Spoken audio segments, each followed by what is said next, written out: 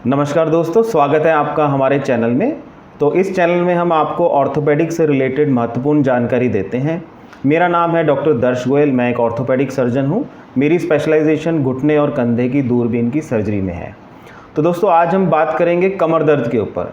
ये एक बहुत ही कॉमन प्रॉब्लम है हमारी ऑर्थोपेडिक ओपीडी में। सबसे ज़्यादा कॉमन पाई जाने वाली तकलीफ़ है कमर दर्द।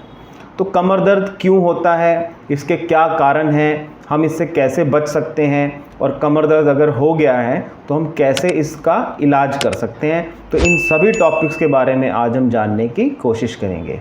तो दोस्तों, कमर दर्द जो है इसको हम ज़्यादातर दो हिस्सों में डिवाइड कर सकते हैं। एक है मैकेनिकल बैक पेन, जिसको कहते हैं मैकेनिकल कमर दर्द, और एक है इन्फ्लेमेटरी बैक पेन। तो जो मैकेनिकल कमर दर्द है वो ज़्यादातर कमर की चोट लगने से, गिरने से, खिंचाव आने से, अकड़ाव आने से इनमें मैकेनिकल बैक पेन बोला जाता है। और दूसरी तरफ है इन्फ्लेमेटरी कमर दर्द, जो कि ज़्यादातर इन्फेक्शन, ट्यूमर या ट्यूबरकुलोसिस जैसी बीमारी से पीड़ित होने से हो सकता है। तो जो मैकेनिकल कमर दर्द है इसको भी हम दो हिस्सों में बांट सकते हैं, जैसे कि एक्यूट कमर दर्द और क्रॉनिक कमर दर्द। एक्यूट कमर दर्द का मतलब है जो कि एकदम से होगा है। जैसे पेशेंट कोई कहता है कि भाई मैं ब्रश कर रहा था, आगे को झुका सुबह ब्रश करते हुए, तो एकदम से मेरी कमर में झटका आया और पेशेंट को एक बहुत ही तेज़ कमर में दर्द का एहसास हुआ। तो मोस्टली ऐसा पाया गया है कि इस तरह के कमर दर्द में कमर की मांसपेशियों में स्पाज़म आ जाता है। स्पाज़म मतलब मांसपेशियाँ अकड़ जाती हैं और वो रिलैक्स नहीं करती। तो ज़्यादातर जो ये बैक पेन का हम स्पाज़म कहते हैं, कमर का जो स्पाज़म है बैक मसल्स का, वो मोस्टली एक हमारा कुदरती प्रोटेक्टिव मैकेनिज़्म है हमारी कमर को फर्दर इंजरी से बचाने के लिए। उसमें अगर हम आगे की तरफ झुकने की कोशिश करते हैं तो पेशेंट को सीवियर पेन होता है। तो ऐसी स्थिति में हम पेशेंट को बोलते हैं कि आप कमर की हल्की गर्म सिकाई कीजिए, हल्के तेल से उसकी मालिश कर सकते हैं और आगे झुकने से परहेज़ करवाते हैं। तो धीरे धीरे मांसपेशी रिलैक्स होती हैं और सूजन कम होने से पेशेंट को आराम मिलता है। और अगर एक्यूट बैक पेन का सही टाइम पे सही इलाज ना किया जाए तो यही बैक पेन क्रॉनिक कमर दर्द में कन्वर्ट हो सकता है। ज़्यादातर पाया गया है कि जैसे कि जो ऑफिस गोअर्स होते हैं, जब बैंक एम्प्लॉयज़ हैं, सीए हैं, जब कंप्यूटर सिस्टम पे जो लंबे घंटों तक काम करते हैं, उनमें पोस्चरल प्रॉब्लम्स के कारण मैकेनिकल बैक पेन जो है वो एक्यूट से क्रॉनिक कन्वर्ट हो जाता है और एक लंबे टाइम तक रॉन्ग पोस्चर में रहने से वो क्रॉनिक बैक पेन बनता है। तो हमने सुना है मोस्टली ओपीडी के अंदर पेशेंट आता है, बोलते हैं कि हमें 5 से 10 साल हो गए, हमें कमर में दर्द रहता है, बीच में ठीक हो जाता है, फिर हो जाता है और ये कंटिन्यूअस है। तो इसको हम क्रॉनिक बैक पेन बोलते हैं। तो दोस्तों, मोस्टली क्रॉनिक बैक पेन के लिए जो इलाज है वो एक्सरसाइज होता है विद मेडिसिन की सपोर्ट के साथ। तो दोस्तों, जो क्रॉनिक बैक पेन है उसका इलाज मोस्टली एक्सरसाइज के ऊपर फोकस किया जाता है, जिसमें हम मेडिसिन की सपोर्ट भी देते हैं साथ में। जो तीसरी तरह का कमर दर्द है वो है इन्फ्लेमेटरी कमर दर्द। इसके अंदर मोस्टली ये देखा गया है कि पेशेंट को रेस्ट पेन होता है, जैसे रात को ये पेन बढ़ता है। बजाय इसके जो मैकेनिकल बैक पेन है उसमें रात को पेन पेशेंट को कम होता है, क्योंकि जब पेशेंट रेस्ट में होता है तो उसका जो मैकेनिकल बैक पेन है वो मोस्टली बेहतर हो जाता है, उसका दर्द कम हो जाता है। लेकिन इन्फ्लेमेटरी बैक पेन में रात में सोने के टाइम, करवट लेते टाइम पेशेंट को दर्द बढ़ता है। इसका कारण इन्फेक्शन हो सकता है, बैक्टीरियल सेप्सिस हो सकता है, ट्यूबरकुलोसिस हो सकता है, या इवन ट्यूमर भी हो सकता है। तो दोस्तों, बात करते हैं इन्वेस्टिगेशंस के रिगार्डिंग जो कमर दर्द में हम रूटीनली करवाते हैं। तो एक्सरे एक सबसे महत्वपूर्ण इन्वेस्टिगेशन है जो शुरुआती स्टेज में कराई जाती है। और एक्यूट बैक पेन में देखा जाता है कि आपने कई बार रिपोर्ट पढ़ी होगी कि straightening of the lumbar spine लिखा होता है, जिसका मतलब है कि there is acute muscle spasm, क्योंकि हमारी मांसपेशियां अकड़ जाती हैं हमारे शरीर को आगे झुकने से रोकने के लिए। तो जो हमारी रीढ़ की हड्डी है उसका जो नॉर्मल कर्वेचर है वो ख़त्म हो जाता है और उसकी जगह वो ज़्यादातर सीधी पाई जाती है, जिसको बोलते हैं स्ट्रेटनिंग ऑफ लंबर स्पाइन। तो ये तो हो गया एक्यूट बैक पेन में। दोस्तों, जैसे किसी के चोट लगती है, जो बुजुर्ग पेशेंट हमारे पास आते हैं उसमें भी हमें एक्सरे से बहुत महत्वपूर्ण जानकारी मिलती है। कई बार ऐसे पेशेंट्स में हड्डियों का खोखलापन साथ में होने के कारण कमर में रीढ़ की हड्डी का दबाव फ्रैक्चर भी हो जाता है। मतलब ये कि जो रीढ़ की हड्डी होती है वो जो चकोर होती है वो दबाव आने से पिचक सकती है, वो आगे की तरफ उसमें वेज फ्रैक्चर आ सकता है। तो दोस्तों ये भी हम एक्सरे पे बहुत ही सरलता से डायग्नोज कर सकते हैं। कुछ केसेस में जिसमें कि हमें लगता है कि जो डिस्क है अगर वो नस के ऊपर प्रेशर डाल रही है तो शाइटिका होने के कारण हमें डाउट है, तो ऐसे केसेस में हम एमआरआई भी एडवाइस करते हैं। तो दोस्तों शाइटिका शब्द आपने बहुत कॉमनली सुना होगा, पीआईवीडी भी बोलते हैं इसको, पोस्टीरियर इंटरवर्टिब्रल डिस्क डिजीज़ भी बोलते हैं, या फिर बोलते हैं कि कमर में नस दब रही है या छल्ले ने नस को दबा दिया है।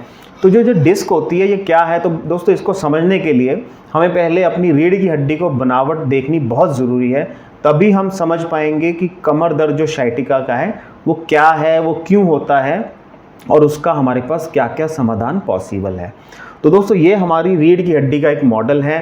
तो स्पाइन के मॉडल में हम देख पा रहे हैं कि जो वाइट कलर की है ये हमारी रीढ़ की हड्डियां हैं। इन वाइट कलर की हड्डियों के बीच में जो ये जेली टाइप मटेरियल होता है इसको हम डिस्क बोलते हैं, या कुछ लोग इसको छल्ला भी बोल देते हैं। तो ये बेसिकली हमारी दो हड्डियों के बीच में मूवमेंट में मदद करती है। तो हर दो हड्डियों के बीच में डिस्क है और उनके पीछे से हमारी नसें निकलती हैं। जो गर्दन की नसें हैं वो हमारे हाथ में जाती हैं और जो कमर की रीढ़ की हड्डी की नसें हैं वो हमारे पैरों में जाती हैं। दोस्तों मेरे से पेशेंट पूछते हैं कि जी हमारी कमर में नस दब रही है तो हमारे पैर में क्यों दर्द आ रहा है। उसका कारण ये है कि जब कमर की नस दबती है तो वो नस हमारे पैर को सप्लाई करती है। जब ऊपर से उसका दबाव आ जाता है तो उस नस का जो करंट है वो खराब होने के कारण बहुत ही कॉमनली देखा गया है कि पेशेंट को पूरे पैर में दर्द की तरंग महसूस होती है।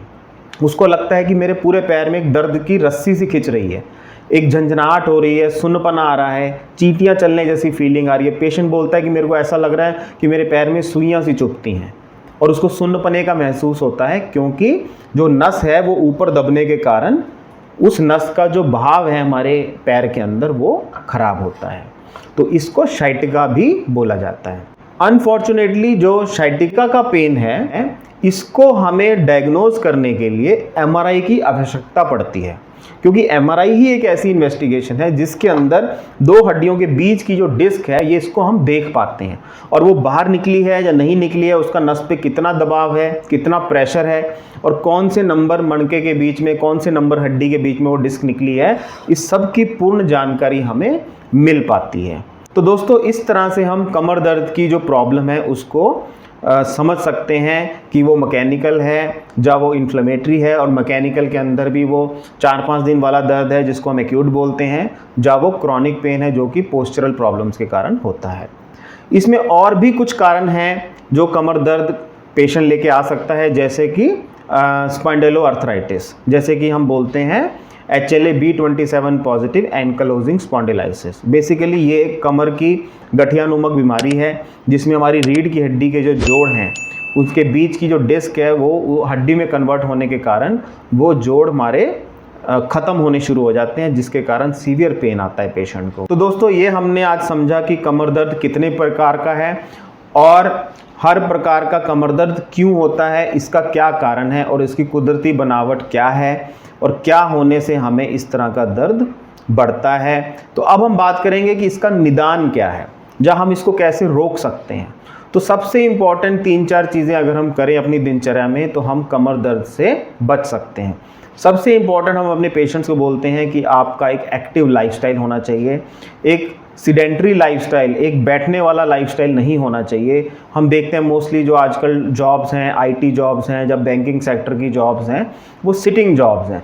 पेशेंट 7-7, 8-8 घंटे बैठ के जॉब करते हैं, जिनसे उनकी कमर एक ही पोजीशन में कर्व होकर रहती है और उनकी मूवमेंट नहीं हो पाती, जिसके कारण मांसपेशियों में अकड़ाव होता है, मांसपेशियां वीक होती हैं, और वीक मांसपेशियां जो हैं वो हमारी रीढ़ की हड्डी को सपोर्ट करने में असमर्थ रहती हैं, जिसके कारण डिस्क का नस के ऊपर दबाव पड़ सकता है।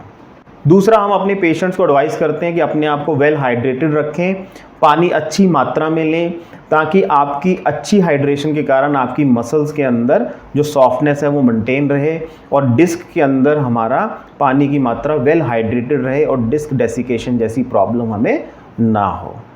तीसरा है कमर की मसल्स की प्रॉपर एक्सरसाइज, जिससे हम अपनी बैक मसल्स को स्ट्रॉन्ग रखें ताकि हमें इंजरी के चांसेस कम रहें। एक हमें स्पेशल ध्यान रखना चाहिए पोस्चर को रिगार्डिंग।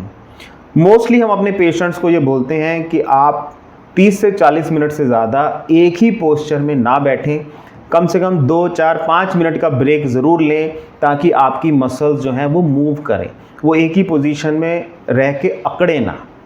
मोस्टली हम एडवाइस करते हैं कि जो आपकी वर्किंग स्क्रीन है वो आपके आई लेवल पे रहे ताकि आपको नीचे झुक के काम ना करना पड़े, और मोस्टली आप अपना आई लेवल पे ही देख के काम करें ताकि आपकी रीढ़ की हड्डी का जो पोस्चर है वो स्ट्रेट रहे। तो I advise sit straight, stand straight and lift also smartly.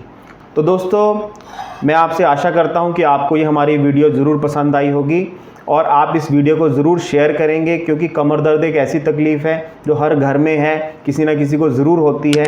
तो अगर आप इस वीडियो को ज़्यादा से ज़्यादा शेयर करेंगे तो ज़्यादा से ज़्यादा लोगों का फ़ायदा हो सकेगा। हमारे चैनल को सब्सक्राइब कीजिए, इससे हमें मोटिवेशन मिलती है, और कमेंट सेक्शन में ज़रूर लिख के बताइएगा कि आपको नेक्स्ट वीडियो किस टॉपिक पे आप चाहते हैं। हम पूर्ण कोशिश करेंगे कि उसी टॉपिक पे आपके लिए एक महत्वपूर्ण जानकारी युक्त वीडियो लेके आएँ। धन्यवाद।